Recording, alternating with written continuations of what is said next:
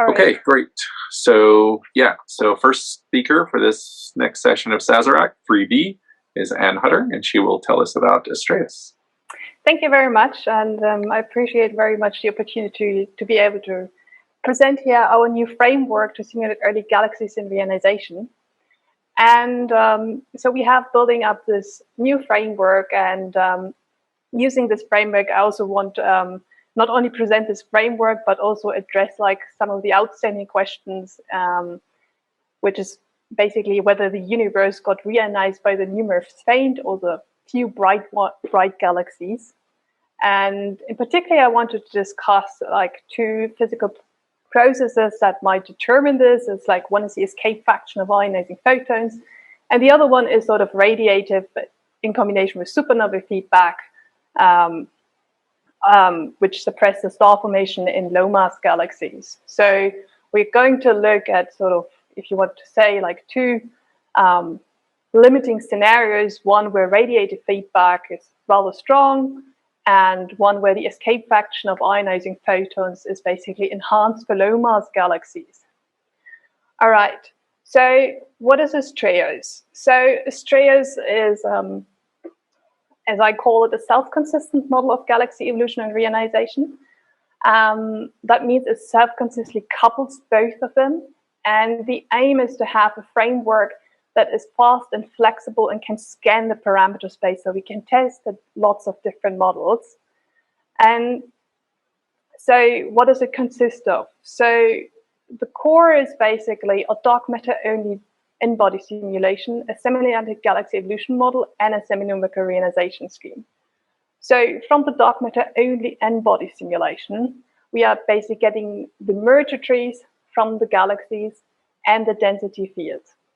So from the merger trees, we run a semi-analytic galaxy evolution model on it. So we obtain then, we can evolve sort of the stellar masses, the gas masses of galaxies. And we also can compute like how many ionizing photons these galaxies are emitting. And since we know then each galaxy how many ionizing photons it emits, this ionizing emissivity distribution from the galaxies, plus that we know the positions of the galaxies in the dark matter n-body simulations, and we have their density fields, we can feed that into my semi-numerical reionization scheme and compute like how do the ionized regions evolve over that time step. And once we have done that, we basically know for each galaxy when its environment was reionized, and we can estimate sort of the radiative feedback from reionization. Okay, so what are the physical processes that we include in Astraeus? So first of all, Astraeus includes sort of the basic process of gas accretion, mergers, star formation. Then we have supernova feedback, which in our model basically suppresses star formation in low mass galaxies, because the most massive stars explode as supernovae and eject a certain amount of gas. And then the stellar populations in the galaxy will produce ionizing photons. These ionizing photons will escape into the intergalactic medium. They will start ionizing intergalactic medium, and due to the photoionization, the region will be also photoheated. So what happens is then you have this heated IgM, and the galaxy sits in this heated gas. You have an instant increase, basically, or nearly instant increase in the temperature, which causes the gas pressure to increase.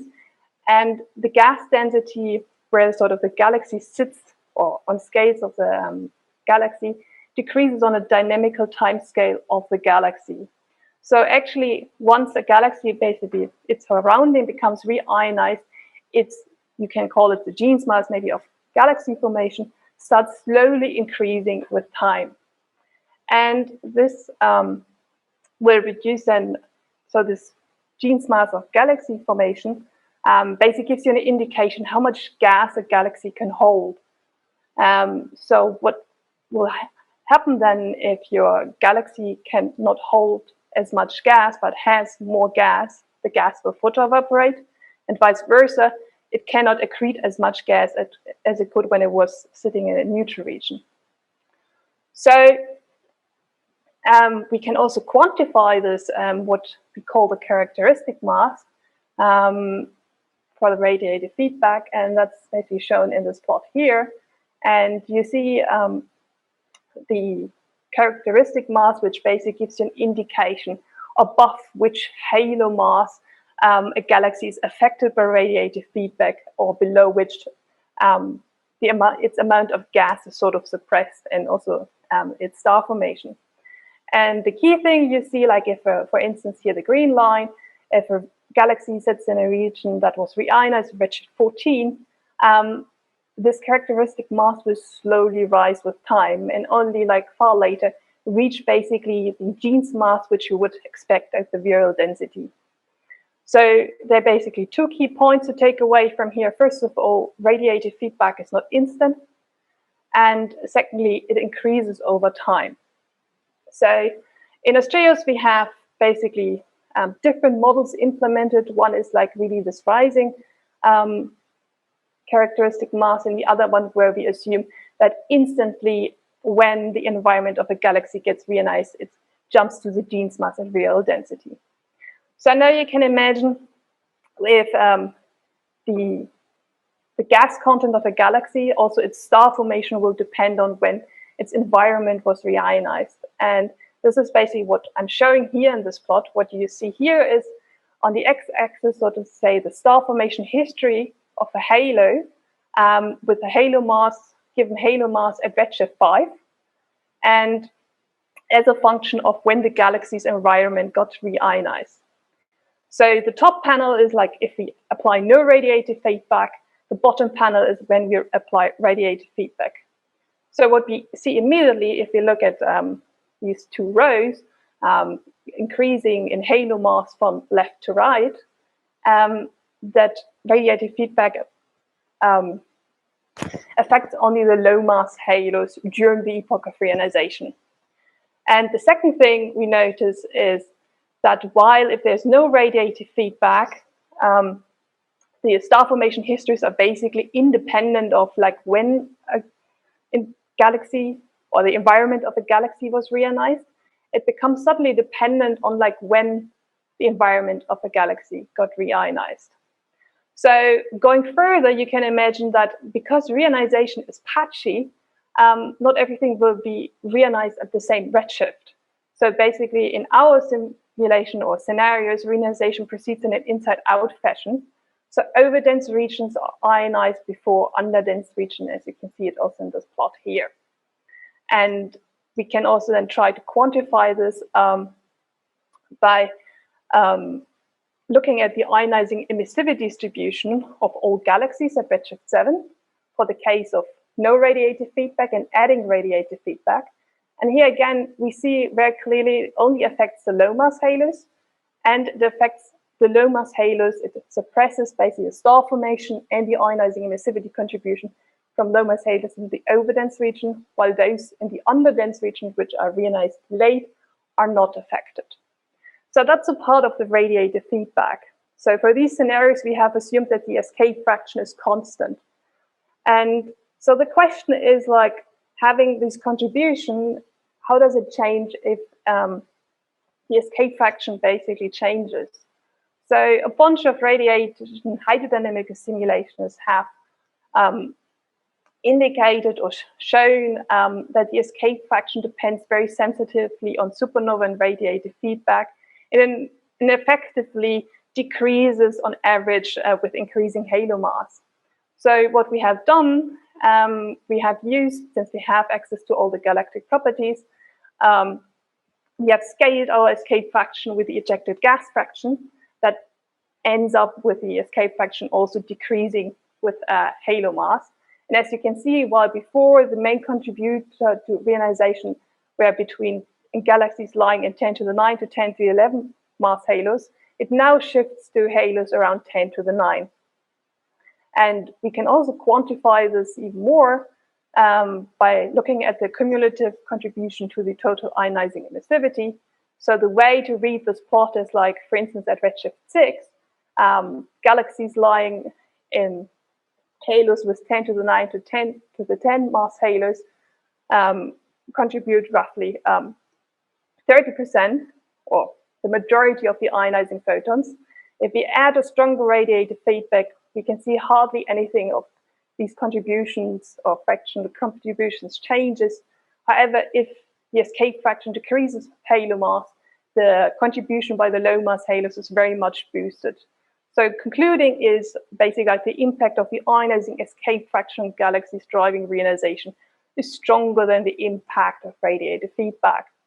And that brings me to my conclusions.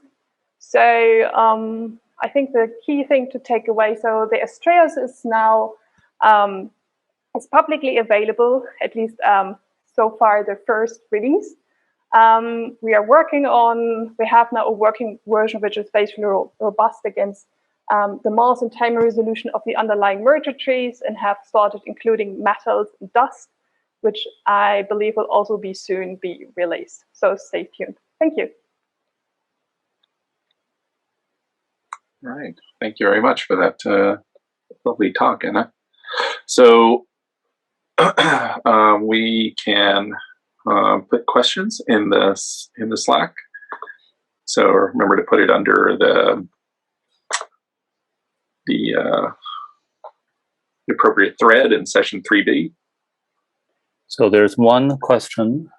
Jiangqin asked, out of curiosity, in a SAM, how to get an outside-in reionization? Also, how long does it take for one typical run? Yeah, okay. Achieving outside-in reionization,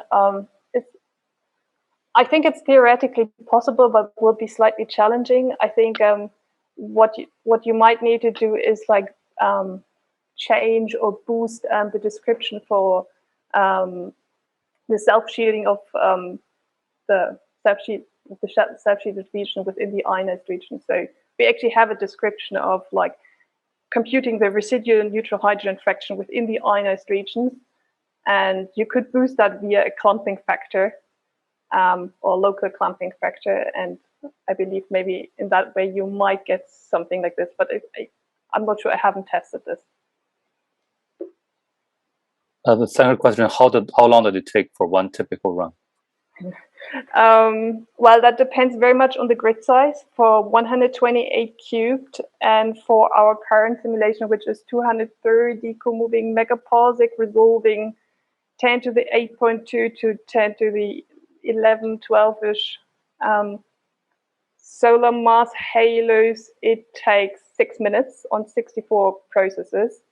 If you go up then in the grid size resolution to 512 cube, you will be in the range of 4 hours on 64 processes.